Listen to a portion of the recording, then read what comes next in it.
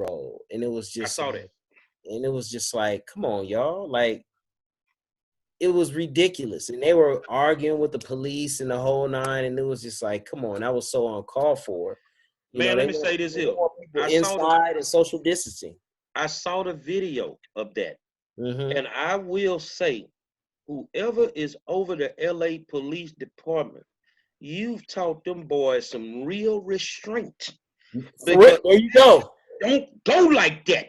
Exactly. It didn't. And listen, I was surprised looking at the video. Like, yo, these cops were very calm, very calm.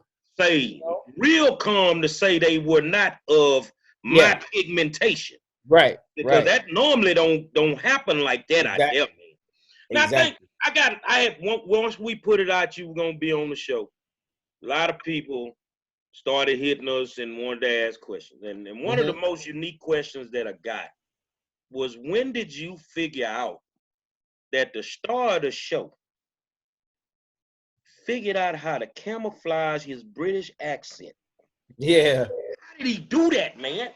Daniel Ezra is an incredible actor. But most importantly, he's just a phenomenal person. And when he got the role, Daniel submerged himself in LA culture. Daniel, they were actually able to have Daniel Ezra meet Nipsey Hussle. Wow. So he was around Nipsey, but also too, he listened to Nipsey Hussle's music, and that just attributes to how good of an actor he is. Man, he really did his research, and he got the cadence down. He got everything down, man. And it's so funny, while we're on set, he stays in character.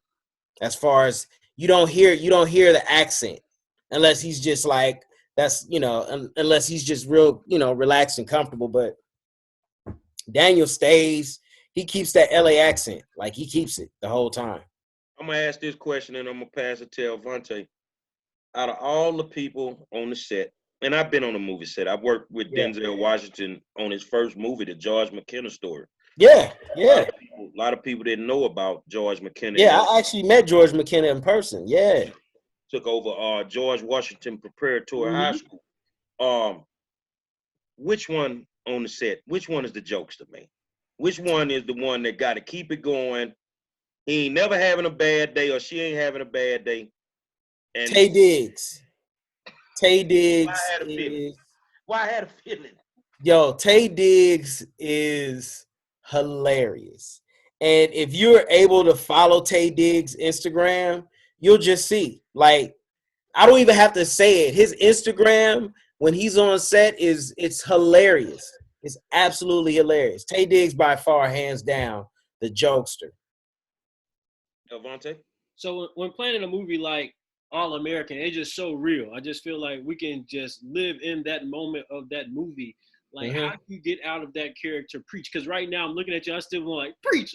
Yeah, yeah, yeah. Yeah, preach. It's just like having a conversation with you. Even though I've seen some of the other roles you played, but this role just seems like this is who you are. This like role defines you as an actor. Not saying Mhm. that that's the only style that you can do, but it just seems like Yeah. it defines you because that's who I see you are. When I was sitting there, hitting you on Instagram, it's like, man, I'm talking to Mhm. preach. I'm not talking Right. to a real person. I'm actually talking to the character. So Yeah. how has that movie defined you as a character?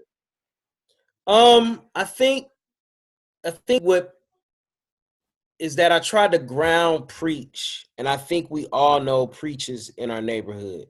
We've either, they're either our uncle, they're either a friend or somebody that, we know who, took another path, had something tragic happen, did a little jail time or got shot, survived, and changed their life.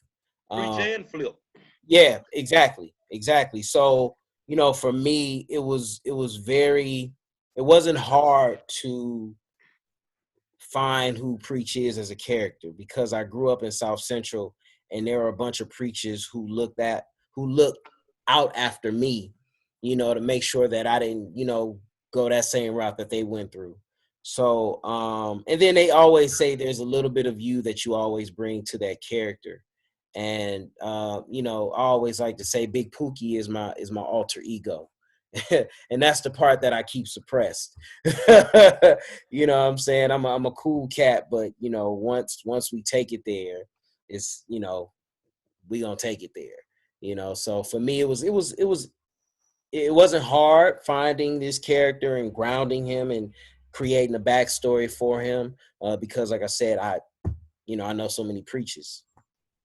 So for us, we get heavily involved in politics before COVID-19 even came Hmm. about. We were heavily involved, but Hmm. now it seems like COVID-19 came about. Now politics is playing the role of everybody. Now it's in everybody's home, Yep. Yeah. and a lot of times before the primaries, people were like, the government don't do nothing for me. You know, I don't Right. care about what's going on. I don't need to vote.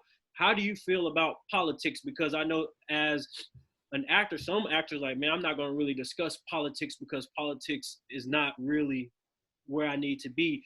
Like, Yeah. how is politics affecting you? I definitely keep up with it. My mom has been a part of that for as long as I can remember. And really just understanding it. You know, I had cousins who worked with, you know, Jesse Jackson, and Mayor Harold Washington in Chicago, because that's where my mom's from. I'm the only one born out here. So early on, I got a little glimpse of it, and my grandfather would always, you know, stress to me as far as knowing what's going on in the world. You know, pick up a newspaper, read, see what's going on in the world, so you can be better informed and know what's going on, what laws that are being passed, things that affect you. So, you know, I'm definitely into it. I wouldn't say I'm heavy, but I know, you know, what's going on. And I do vote, because I think it's very important. I think Mr. Claude Anderson Brooks talks about group economics, and you know how we need to have certain people in position.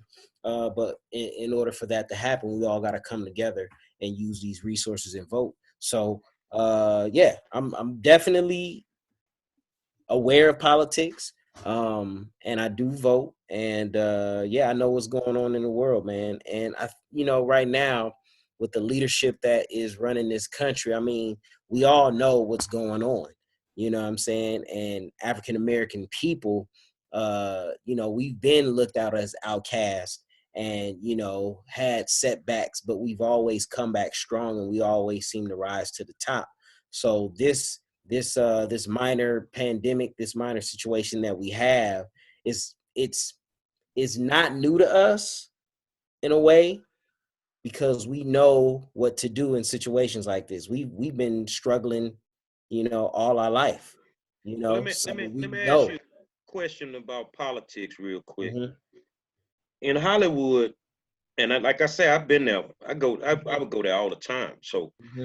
you know, there's the politics amongst actors of Hmm. different ethnicities.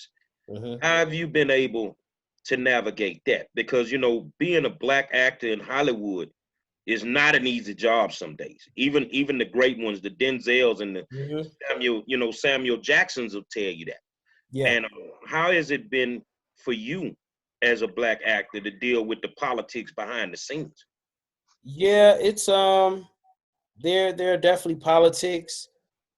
I'm pretty sure I've been affected directly and indirectly, but I don't get caught up in it. I will say, when I started the business, we all know at that time there weren't a lot of roles offered to African American men or women, period. And there were only a couple of roles. Either you were the thug, the gangster, or The the crack, pimp, the prostitute. the prostitute, you know what I'm saying? So I was in that area where it was just about to change. So to still be in it and see the growth of it, yeah, I'm pretty sure, I have, but I have a short-term memory. I don't let that affect me. I don't let that, stop me from what I need to do. All I know is I have a goal in mind, and I'm going forward with it. Everything else, of course, there's going to be obstacles that come in left and right, up and down, but you got to be able to navigate that and not let that dictate, your final destination. So yeah, definitely politics. I've had to where it was like, either you're too short or, you don't look African enough, or, what I'm saying, I've had friends that say, hey, you're too light, or, they may comment on a female's body part, like, oh, your breasts are way too big and they're distracting, so I've heard the stories, but that's going to happen regardless. It's up to you to be able to take that and not let that get the best of you and take you off course to your final destination. The good doctor. Good doctor, make it 2 minutes. Long drawn out stories. Just get to the point. Look here, y'all better leave me alone. That's crime talking, okay? Y'all leave me alone. All right, so this is my question. What is your opinion? Because I've heard people, and I actually believe this too, that the coronavirus was created for population control. What's your take on that? I've heard that. And like I think we talked about it earlier, we all have friends who are conspiracy theorists. I have a friend who literally floods my DM with all sorts of things, so I will say this, the administration knew way ahead of time about this virus, and they did nothing, to, get things in position and in place to fight that. So Well, I think that when you have a real estate agent running the country, well, I mean, that's the type of results you're gonna get. Yeah, I mean, listen, you giving them way too much credit, General. You giving them way too much credit as a real estate. Yeah, I'm just saying this dude is what is this? A TV show personality. He living in a reality show right now. Exactly. So there's a lot of things. I mean, we can go back to the Tuskegee experiment. Yes. You know what I'm saying? So, I definitely, I wouldn't put it past him. Like I said, he had ample information ahead of time and chose not to, disseminate that information to the American people. So that within itself, lets you know what's going on. But now, I'll tell you what killed me, and then I'm done for right now. This fool turned around and said, people are going to die like they ain't never died. They never died before. Boy, look here. I had to throw the shade fan for that. Yeah. Fool just say that. Yeah. I'm getting inboxes as we talking. And I think you already know this one was coming. Uh-huh. What women want to know is Preach single. That's always the question, huh? Always the question. No, I'm involved. Okay, well, the next question, what's the next one? They want to know if he's straight, gay, bi, with a woman. Next question. With a woman. With the woman. Ain't no demasculating that black man. Yeah. Okay. So Hollywood, boy, Hollywood full of tricks. Yeah. Monroe, I have a very strong foundation, so yeah. Mm-hmm. Monroe, I'm gonna let you kind of wrap up the section with Preach, and then we'll go from there. Well, the one thing I got certain characters on the show that I connect with. Uh-huh. No matter if I'm an activist or an advocate, I'm always in the hood. So if I was in LA, I'd be in Crenshaw and Slauson every day. That's where I get on. I don't care where I'm at and what I'm doing. I always go back to the hood, man. Yeah. So is there any plans to expand your role? Yeah, it's a good question, man. I think with the fanfare of the show and everybody really gravitating to Preach, I will say this. I know, if you guys saw the last episode, I think the story is definitely going to move towards Crenshaw. Mm-hmm. So with that being said, of course, you're going to see more things in that, or around the Crenshaw area. I don't know what my character is going to end up in the third season. The writers are writing it right now, And, if this goes away, we'll be back to shooting starting in July. And, we'll see. We do know that Tyrone's sister, Mo, is on the scene, and she's looking, for revenge. But, there's something between Preach and Mo that, that can be uncovered as well. Because as you saw, when Preach saw Mo, his whole demeanor kind of changed. So, there's something there. I don't know what it is, but there's something there. So, we're just waiting on the writers to see what they cook up and bring for the third season. Well, I'm gonna tell you what, man. We ain't gonna just hold you on here, brother, because I know, it's real important you stay focused on what you're doing. And I want to thank you for taking the time out to just come and sit down and talk to us.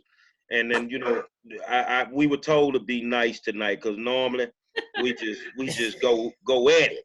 So, one day when I'm in LA, I'm gonna see if I can hook up with you. We go over there to that Sunset Room, man, and unleash. They be talking about the Century Club. Yeah. Sunset Room, man. Listen, you mentioned the Century Club, yo. That is an old relic right there, man. Oh, wow. yeah. Wow. Oh, yeah. But yeah, I appreciate everything you're doing, brother. You really setting a good example. Thank you. The youngsters, I deal with a lot of kids in sports in high school, and I turned them on to the show. Man, I appreciate that. Y'all need to really watch this, man. Yeah.